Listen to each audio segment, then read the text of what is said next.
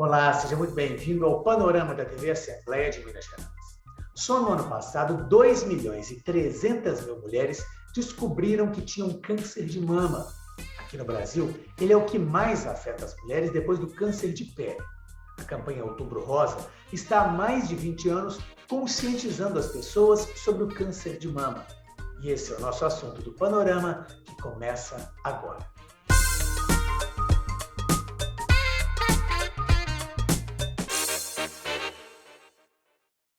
Eu converso com a mastologista Ana Maria Massaúde, que é a presidente da Sociedade Mineira de Mastologia e membro do Comitê de Mastologia da Associação dos Ginecologistas e Obstetras de Minas Gerais. Ana Maria, muitíssimo obrigado por nos atender. Eu que agradeço de estar aqui com vocês. Por que é tão importante o diagnóstico precoce do câncer de mama? O diagnóstico precoce é importante porque ele garante mais cura. Então, a gente vai ter mulheres, mesmo que tenham câncer de mama, elas fiquem curadas da doença. A gente sabe que nas fases iniciais, de cada 10 mulheres que são tratadas do câncer de mama, 9 ficam curadas. Então, é uma taxa muito alta de cura que a gente consegue quando faz o tratamento no início. Pois é, quais são os fatores que colaboram para o aparecimento do câncer de mama? São fatores mais comportamentais ou são fatores mais genéticos, hereditários? Os fatores principais, eles são ambientais e têm a ver com o comportamento, sim. A gente sabe que alguns fatores, eles não têm como a gente mudar, né? A pessoa nascer mulher, ela vai ter muito mais risco de ter câncer de mama do que homem. Além disso, o envelhecimento, que é outro fator que a gente também não consegue mudar. Quanto mais velha a pessoa, mais risco de câncer de mama. Algumas questões hormonais, como primeira menstruação numa idade antes de 12 anos, a última menstruação depois dos 55 anos, que aumentam a exposição da mulher à questão hormonal, né, o hormônio que ela mesma produz. Além disso, os fatores externos hormonais, por exemplo, a mulher que hoje em dia deixa para ter filho mais tarde, então a gravidez depois dos 30 anos, ela aumenta o risco. Se a pessoa não tem como amamentar, então a redução da amamentação aumenta o risco, já que a gente sabe que a amamentação é um fator produtor. O uso de anticoncepcional, que é muito utilizado hoje em dia para evitar filho ou para regular a menstruação, e a reposição hormonal, a terapia hormonal da menopausa, também, se por tempo prolongado, pode aumentar o risco de câncer. Agora, alguns fatores, Fernando, que são muito importantes da gente lembrar, eles têm a ver com os comportamentos, ou seja, o sedentarismo. Então, o sedentarismo está associado com o aumento do risco do câncer. A ingestão de bebidas alcoólicas, tabagismo, de modo geral, está relacionado a vários tipos de câncer. Além disso, obesidade, então, excesso de peso. Então, são fatores próprios que a pessoa tem como interferir, são questões que a pessoa tem que interferir. Da parte genética, só 10% dos casos de câncer é que estão associados com doenças genéticas já conhecidas.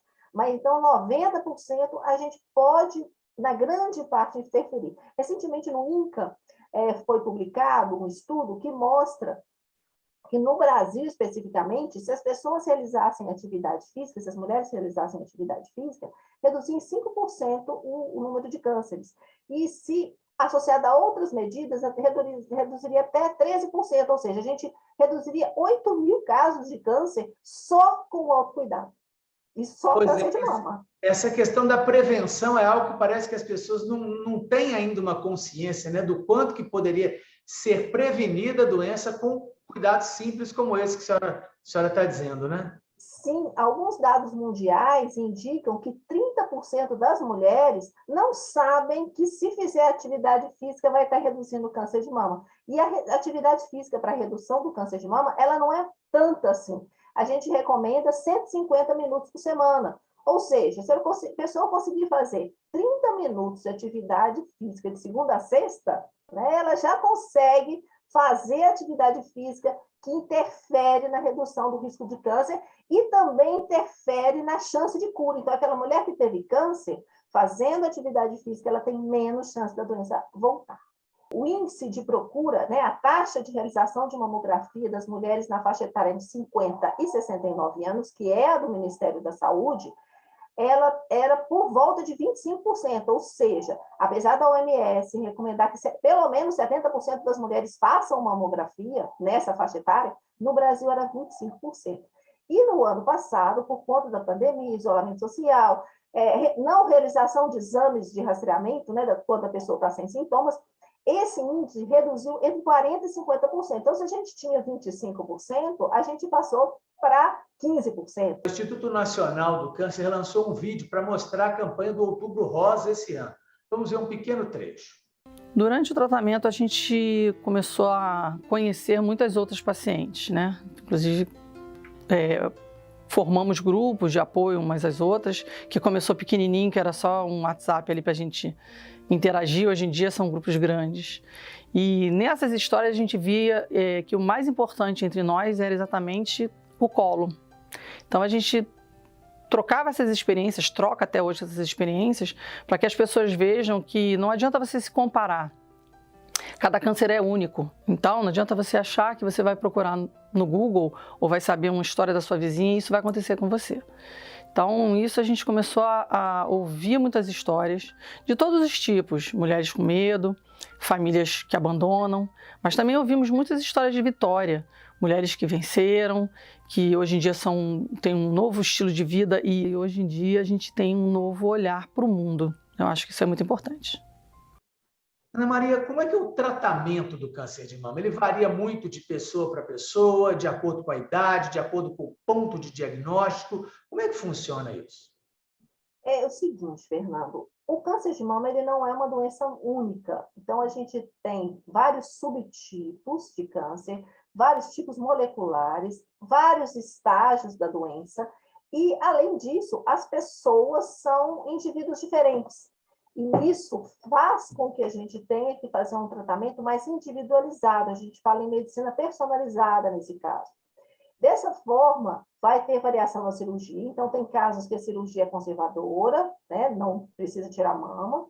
Hoje em dia, a cirurgia está menos mutiladora, então a gente consegue fazer técnicas que a mama fique com um aspecto estético bom.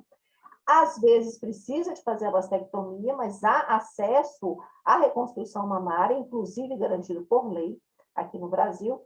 E nos tratamentos sistêmicos, que é o tratamento com remédio e o tratamento de radioterapia, também há variações. Então, cada câncer, hoje em dia, a gente tenta fazer o tratamento para a paciente de uma forma mais personalizada. Qual que é a importância da família e da rede de apoio nessa questão do tratamento? Isso parece ser bastante importante, pessoas que estão ao lado ali, né, darem apoio, darem segurança para a pessoa que vai enfrentar esse tratamento. Sim, a rede de apoio ela é fundamental. Nessa fase, à medida que a pessoa tem um diagnóstico do câncer, ela realmente fica abalada psiquicamente. Por mais que a pessoa seja forte, acredite na cura, há um abalo psicológico. Além disso, muda-se a vida, porque o tratamento, a pessoa tem que fazer exames, a pessoa tem que fazer cirurgia, tem que fazer vários procedimentos que vão ser inseridos na vida dela. Com a rede de apoio, não só esse suporte psíquico, como também das coisas práticas. A pessoa precisa fazer uma mamografia, ou precisa de ter um pós-operatório, alguém precisa de fazer compras, precisa de... essas coisas práticas da vida, a gente tendo não só o suporte dos amigos, das pessoas próximas, dos familiares, como também de pessoas que já passaram pela doença e, de uma certa forma, elas já conhecem os caminhos e ajudam nesses caminhos, é muito importante, é fundamental. Pois é, como é que a senhora avalia as políticas públicas de prevenção e de tratamento do câncer de mama no Brasil? Há algo que a gente precisa avançar muito ainda? Há uma diferença muito grande entre o tratamento dado pelas políticas públicas e pela iniciativa privada? Como é que a senhora vê essa situação em relação a essa, seja a prevenção, seja o tratamento, em relação ao público e ao privado no Brasil? A diferença, vou falar assim, ela é astronômica. Não só em termos de lei, as leis são diferentes, então as leis que geram, né, que regem saúde suplementar são diferentes das leis do SUS. Além disso, a velocidade de incorporação, de medicamentos e tratamentos é muito diferente, é muito disparo, enquanto as minhas pacientes, as nossas pacientes da rede suplementar, elas conseguem alguns tipos de medicamento, alguns tipos de tratamento, as redes da assistência pública não conseguem, as pacientes da assistência pública não conseguem, e isso impacta em cura. Né? O que a gente preocupa é que se não impactasse, né, na cura da pessoa, isso não teria tanto problema. Né? Mas, assim, quando a gente pega e fala assim, não é que é porque é mais difícil, porque tem que ir mais vezes, não. Isso impacta na quantidade de vida da pessoa, inclusive na qualidade de vida. Então, há uma diferença muito grande. Algumas drogas que existem na saúde suplementar não existem na rede pública. Alguns tratamentos, por exemplo, a reconstrução na rede pública, ela existe na lei, mas nem sempre a gente consegue fazer por causa do valor que é atribuído ao pacote do SUS. Então, muitas vezes a gente não consegue, por exemplo, vai fazer uma reconstrução com implante, com prótese. Não consegue um implante, porque o hospital ele não tem como adquirir esse implante pelo preço que ele recebe pelo implante da rede pública. Então, realmente, há uma diferença muito grande. Um dado básico é que, na saúde pública, foi quase 80% das vezes, a mulher é que descobre o câncer. Então, não é pela mamografia, exatamente porque essas mulheres estão fazendo menos mamografia. Então, o diagnóstico ele não é tão precoce quanto das mulheres da saúde suplementar. Perfeito. Para finalizar, Ana Maria, eu queria saber o seguinte, qual a importância dessa mensagem passada por essa campanha do Outubro Rosa?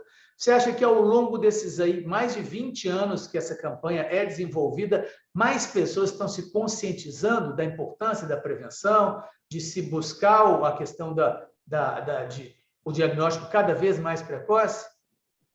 Sim, o que está acontecendo, né, que hoje em dia a gente tem mais formas de comunicação, né, não só a comunicação das mídias usuais, mas também das mídias sociais, e o que tem acontecido é que a gente mudou o enfoque. Então, quando o enfoque, a gente fala de morte, a gente fala de doença, a gente fala, né, falava assim, doença e não deixe de mutilar, então, hoje não, hoje a gente fala de cura. Então, hoje em dia, a gente fala que de cada 10 mulheres que têm diagnóstico e tratamento precoces, 9 ficam curadas do câncer de mama. Então, é importante a mulher, quando ela descobre qualquer coisa, quando ela faz um exame regular e é diagnosticada alguma alteração, que ela faça o tratamento. Porque também não adianta a mulher descobrir o nódulo pequeno e esperar ele crescer com medo para depois ir no médico para tratar. Então, não é só o diagnóstico precoce, o tratamento tem que ser na hora certa, então o tratamento também tem que ser precoce, porque a maioria dos cânceres é lenta, de mama é lenta. São raros os casos que são muito rápidos, tem alguns que são muito rápidos, mas são raros. Então, aqueles que são lentos, a gente consegue diagnosticar no início. E a nossa campanha é exatamente essa, da mastologia, é quanto antes melhor. Então, a gente fala, quanto antes a gente fizer o tratamento precoce, melhor. Quanto antes a gente começar a atividade física, começar uma dieta adequada, todos, né, os cuidados conosco, seria o autocuidado, melhor.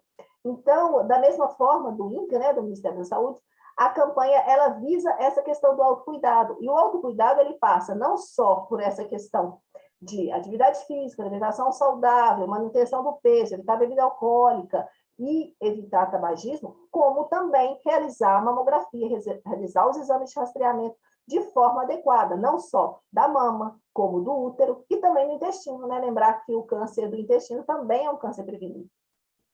Perfeito, Ana Maria. Muitíssimo obrigado pela entrevista. Tá? Muito obrigada a vocês. E o Panorama de hoje termina aqui. Muito obrigado pela sua audiência e até o nosso próximo programa.